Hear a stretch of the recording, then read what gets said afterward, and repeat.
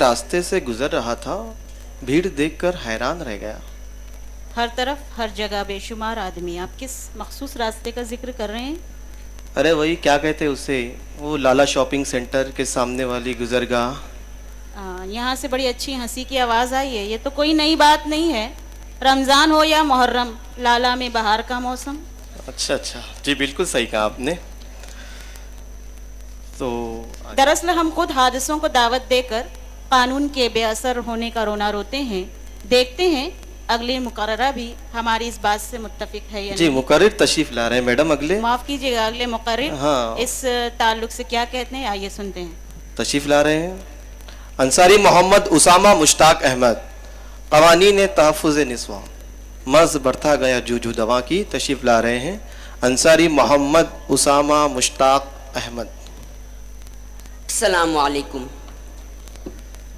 صدر ذیشان، معزز اہل میزان اور سامعین سخن نواز، دنیا اگر ایک قافلہ ہے تو عورت اس کی آواز جرس، دنیا اگر ایک گلستان خوش رنگ ہے تو عورت گلوں کی آتش نوائی، دنیا میں زر و زمین کے لیے دشنام ترازی ہو یا تصویر کائنات میں رنگ بھرنا ہو، فاتح روم کے ذہن کو انقلابی جرأت عطا کرنا ہو یا سکندر کو فاتح عالم بننے کا خواب دکھانا ہو، تو محرک کوئی نہ کوئی عورت ہی ہے، اور آج اسی وجود زن کا وقار و تحفظ داؤں پر لگا ہے۔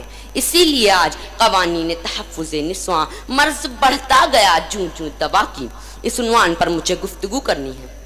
حاضرین مجلس، یہ وہی عورت ہے جو اسلام کے نیر تابہ کی ذوفشانی سے قبل مقہور و مبخوس تھی، ترکے سے محروم تھی، جوئے اور سٹے میں ہار دی جاتی تھی، مگر جب اسلام کی کرنوں نے عرب و عجم کے کوہساروں اور مرغزاروں کو ضیابار کر دیا تو عورت کو ماں کے تقدس، بیٹی کے متبرک رشتے، بہن کی اخوت اور بیوی کی حسن و لطافت کی محبت سے آشنا کیا، عورتوں کے حق کو مردوں سے پہلے ثابت کیا، اسے باپ کی جائیداد کا حصے دار بنایا اور اسے پردے کا حکم دے کر اس کے قیمتی ہونے کا ثبوت دیا۔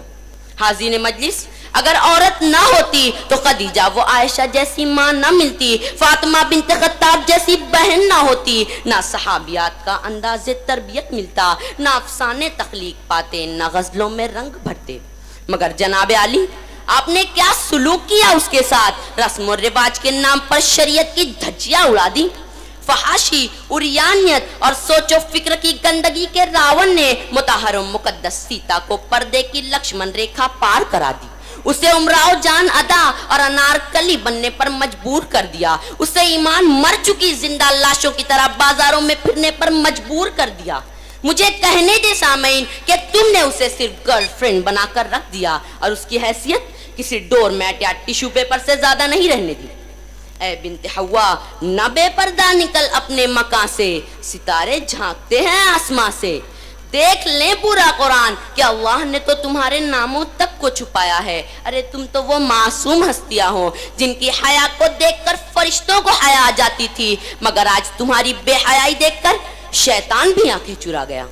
اے عصر حاضر کے فرمان رواؤ، ضرورت ہے آج کہ اس صدف انسانیت کے موتی کو تحفظ دیں، پھر دیکھیں کہ یہ آج کی لیلا خالد ہے، طرابلس کی فاطمہ بنت عبداللہ ہے، اکبری جلال کو چیلنج کرنے والی چاند بی بی ہے، دیش کی ایکتا کے لیے قربان ہونے والی اندرا گاندھی بھی بن سکتی ہے، اور رانی لکشمی بائی بن کر اپنے خون کا آخری قطرہ تک قربان کر سکتی ہے، مگر معاشرے کی ہوسناکیوں اور ظلم و ناانصافی نے وہ حال کیا کہ ارماں تمام عمر کے سینے میں دفن ہیں، ہم لوگ چلتے پھرتے مزاروں سے کم نہیں۔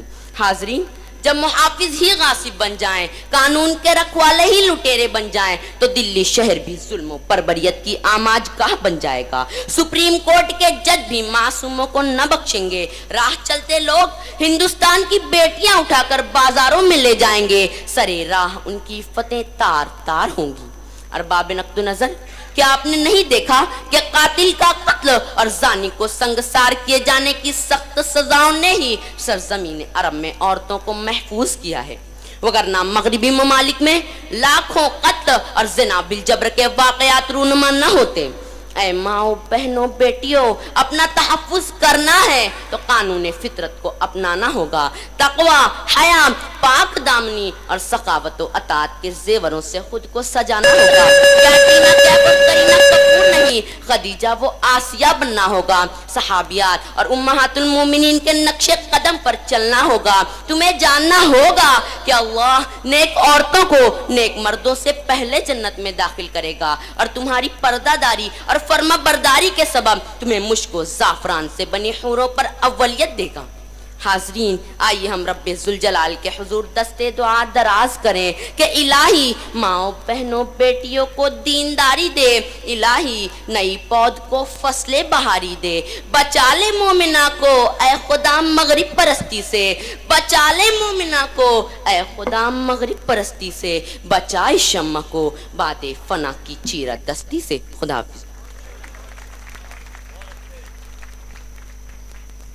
میں کیمیس انگلش میڈیم ہائی اسکول کے چیئرمین جناب مستیم صاحب سے بہت ہی ادب کے ساتھ درخواست کروں گا کہ وہ اس طالب علم کو حوصلہ افزائی فرمائیں.